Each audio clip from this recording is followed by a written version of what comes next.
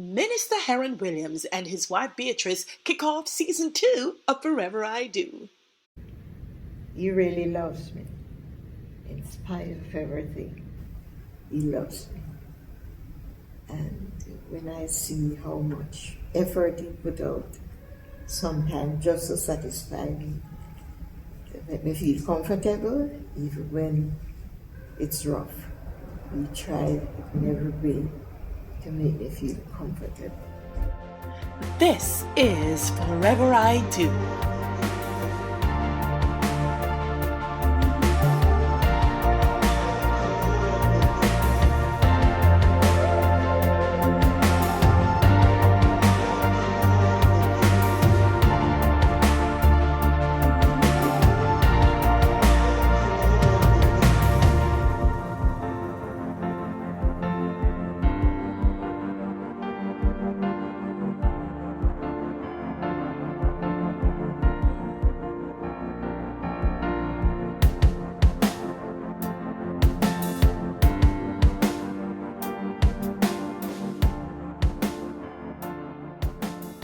Minister Heron and Beatrice Williams share the laughter and the tears of a marriage rooted in faith and still blossoming after more than 56 years.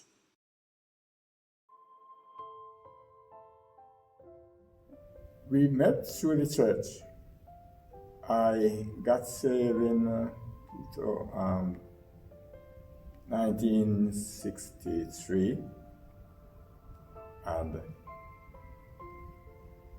I got saved in Red Hills, and then she used to be in town living with one of our evangelists. She was a beautiful girl, can sing very well, and people look at you, how you carry yourself, how you dress, how you present yourself, and that's really caught my eyes. She could sing very well, and she had a very good voice. She looked dressed neat and such like. I always look at a woman and the way she dressed, and that really caught my eye. She's natural, she does makeup and all these things. Her personality was good. She didn't have a lot of companies. She didn't mix up in companies and stuff like that. And I just look at her and she said, she looked like she's a conscious person. I just realized this looks like one person that I would like to take as my partner. Okay, I saw him and I fell in love with him. Well, it's dress code. I did appreciate it, and I love it. How he dressed too. So on the weekend, myself and another brother named Williams, also Larry Williams, and Reese, the three of us would go down to Evangelist Grant home to visit them on the weekend. So I met this nice lady there, and go on until I decided I'm going to pick a chat with her.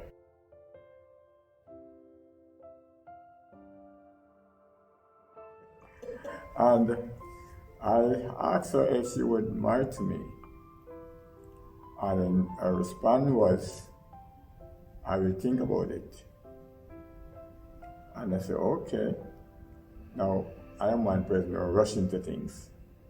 I patiently wait, and I said, Lord, if it's your will, let it be done. And I prayed over this thing all along, and she was going away to England.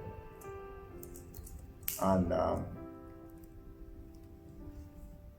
evangelist asked her if she gave me an answer, and she said no. So the morning when she was leaving, she called me at work and said, are you waiting for an answer?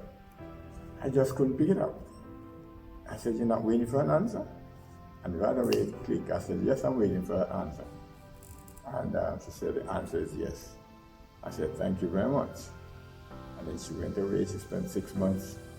She wrote me 2 letters. I said, no answer because she keep moving up and down. So I said, okay, fine. But one thing I never stop praying about, Lord, if it's your will, let it be done. I never stop praying that prayer. Because I was prepared that if he said no, I just take it as is. I don't make it bother me. After he asked me, I tell him I think it's over, because there were so many of them asking me that I didn't want to just say yes.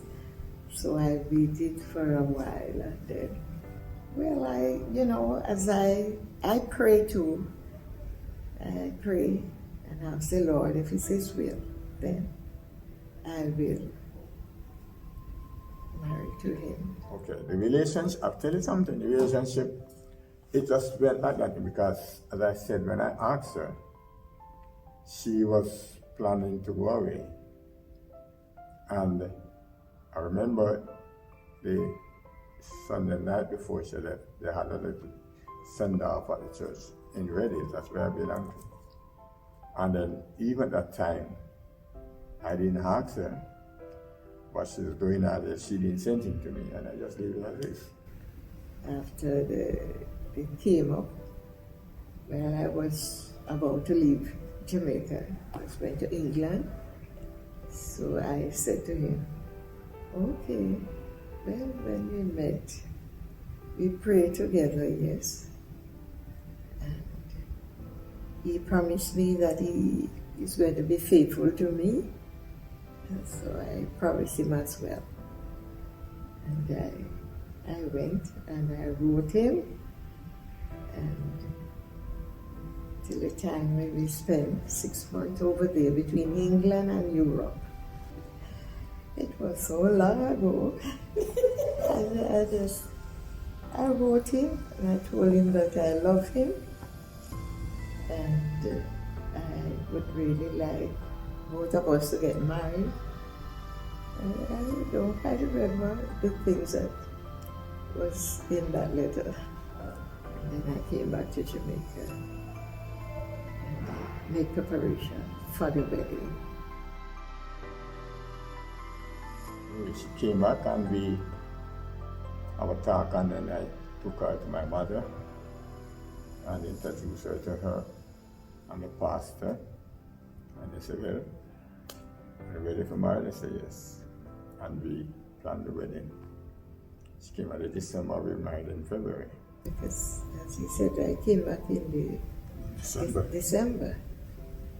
And I tell you something, when I got back to December, he with his other friends and mother, the relatives, started to make plans.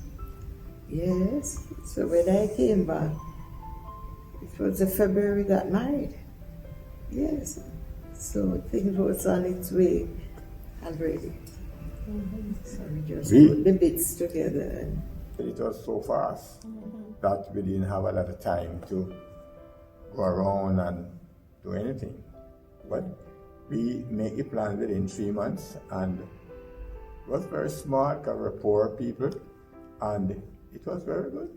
It was very good. I remember my dress. I was looking so beautiful. I remember my pastor said to me, girl, you're looking good. I remember that. And even when I walked into the church, while I was going in, there were a lot of unsaved people streaming out at the church entrance near the roadside, because the church is near the roadside. And they come and they were saying, but look at her, she look goody, and she don't do nothing to her hair, she have the same natural hair, and she fixed up and she looks so beautiful. I heard all that and I remember that. There was not much time to go on dates. As I said, because in the church, the church gives you 3 months. Once you propose, they give you 3 months. We did not really have time to go around as such. I think it was probably 1 or 2 times. One time we have lunch together. And that's it. We didn't have go out anywhere, go around with each other as such. As I said, it wasn't a very big wedding. But because we as Christians, we plan things pertaining to our church rules and regulations. We have best man and all these things as regular, usual. And things just went very well, very well. I remember even the very morning, we had some challenges. Even at the morning for the wedding, I had just to go down to the house for the reception to help to do something because the person didn't turn to do it. So it was a challenge. I remember one of the time somebody came and saw me. I said, "What are you doing? You're supposed to be at church now." But we just try to put things in place and that things would work out. So I'm grateful today for all of this. Grateful. When I say to my mom, she said, "Girl, I don't know if you can manage that at that tender age." Because I was just went into my 20s. She said, "I don't think you can manage that life." But I went into it with the faith of the Lord, give the faith to endure many, many things. Living together for the very first time in my life, living with gentleman. And it was a bit rough, honestly. And those days, although things were cheap, but yet some of the time it's rough. Sometimes it's rough, you could hardly find things to manage. And then I started to have children very fast. Quick, yes, at the age I married, the same year I married, I expect my first child, my first son. I remember when we got married, we went home the night. When we went house and things was, I wouldn't say things was bad at the first. We were quite okay, living quite happily. And I went away shortly after married in February. June, I went to Bermuda. And it was a very great experience for me. I went to Bermuda, spent, I think, 6 or 9 months there. And things get so bad at the time when I was supposed to come back home. I stopped working, I met in an accident, and all the little money that I have just went. So when I came back home, I was even worse off than when I went. She having a young baby, it was very hard. And struggling. I had a very, very good friend, father, spiritual father. He said to me, "Really? She lived where the son was living in town while I was away. When I came back, she was in town having this baby and not working. It was very hard. And he said to me, "Really? You better have a one-room place, you better come and take it and when you start work, you give me the money." I suggested to her, and we both decided and go there. I am so grateful for that man. He is deceased now, and I can't forget it. And we struggled until the Lord provided a job for me. And after I started working, we find things change for the better. And today there's one thing I'm glad for.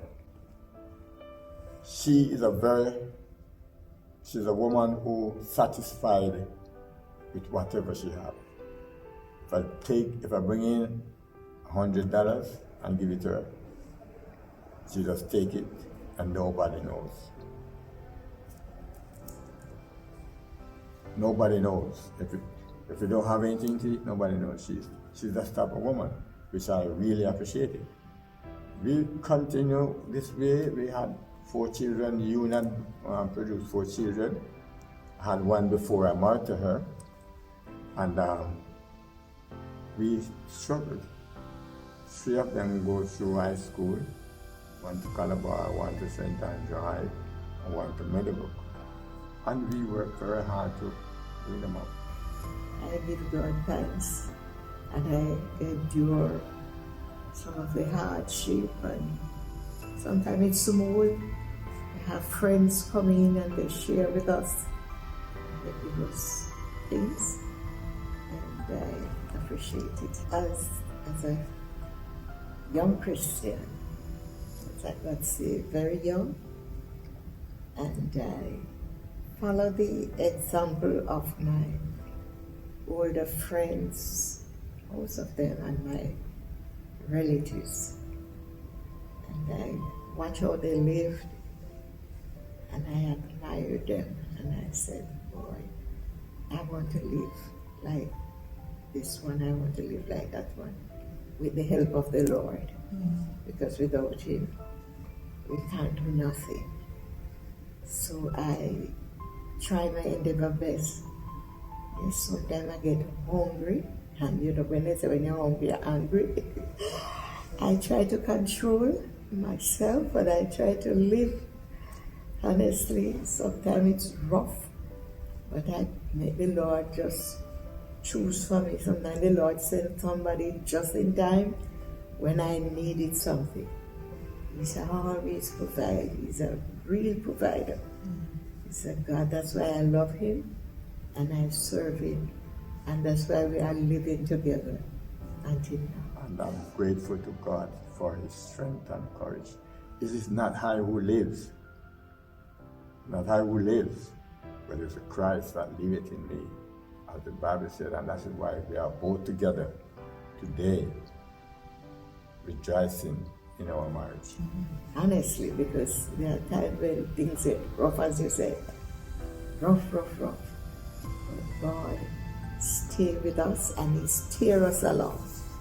He goes before and He clears the channels for us, and He provides and He makes ways.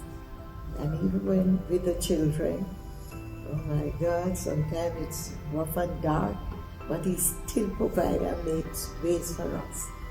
And that is why we are able to make it thus far. So I thank God every day of my life for His love and His mercy. She is a very stern person. And when she get mad, she get mad. So, but because I learned to understand her, who she is, then I don't make it bother me. If we talking and the argument is start to get too heated, I just stop talking.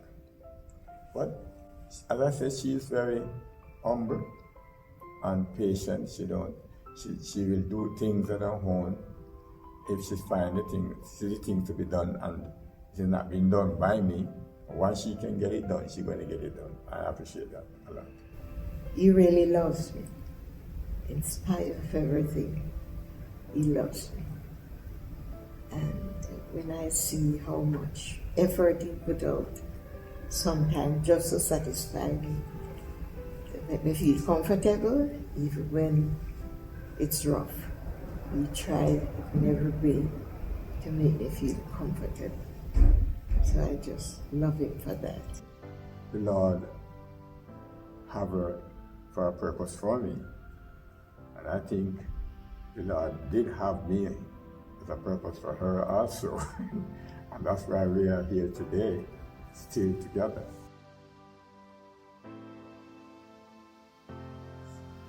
First is that you have to love each other. If you don't love each other for a relationship, it doesn't make sense. People go into relationship just for sex, and it's more than that. You have to love the person because you want the union to work. Number 2 You have to respect each other. If you don't respect each other, you're going to have a problem. Number 3, you have to trust. You have to learn to trust each other. If I don't trust you, then I always think something different. You have to trust each other. And if there's one who is planning to marry, or even a young person who just lately married, then my encouragement to them is that they need to show the love and respect to each other and understand each other. Well, I actually go with the same saying. Love and be honest to each other, and let other people see that you really love the person that you love. So you love the person, that you don't do things to hurt the person feeling or to make the person feel embarrassed. You understand? Because you love the person. Thank you so much, Minister and Mrs. Williams. Here's to many more years of happiness and wedded bliss. On the next episode of Forever I Do, we discussed getting married, we agreed, but I'm not see the box. I'm gonna watch TV, I'm gonna read book. You're not supposed to get ring in a one box. No box there. He hands me this envelope. It's because of this. No, this must be the first. If we'd have social media back then, thanks for tuning in. See you next week.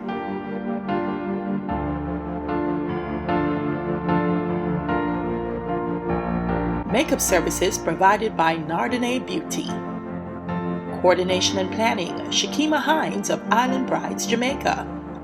Forever I Do is filmed on location at the Jamaica Pegasus Hotel, your wedding destination in Kingston, Jamaica.